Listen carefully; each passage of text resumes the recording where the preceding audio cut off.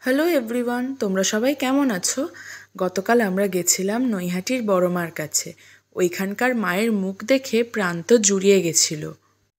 নৈহাটির বড় মার কাছে হয়ে আমরা চলে গেছিলাম হাবিবপুরের ইস্কন মন্দির। সেখানে ছিল শ্রী জগন্নাথ, বলরাম, সুভদ্রা এবং রাধাকৃষ্ণ। ওইখানেই আমরা দুপুরের খাবার খেয়েছিলাম। তারপর আমরা দক্ষিণেশ্বর বালি ব্রিজ হয়ে বাড়ি চলে আসি। তখন প্রায় বিকেল হয়ে গেছিল। সূর্য অস্ত যায় যায়। বাড়ি ফিরে সারাদিনের কোনো ক্লান্তিই মনে হয়নি। বড় মাকে দেখে প্রাণ জুড়িয়ে গেছিল। এই হচ্ছে নৈহাটির বড় মা, তারপর হাবিবপুরের ইস্কন মন্দির, সেখানকার জগন্নাথ, বলরাম, সুভদ্রা এবং রাধাকৃষ্ণ। আর এই হচ্ছে আমরা সব পরিবার, মানে আমি, বাবা, মা, পিসি ঠাম্মা এবং এক কাকিমা। আর ওইখানে অনেক ছাগল ছিল, আমরা কিন্তু ছাগলও খাইয়েছিলাম। প্লিজ লাইক করে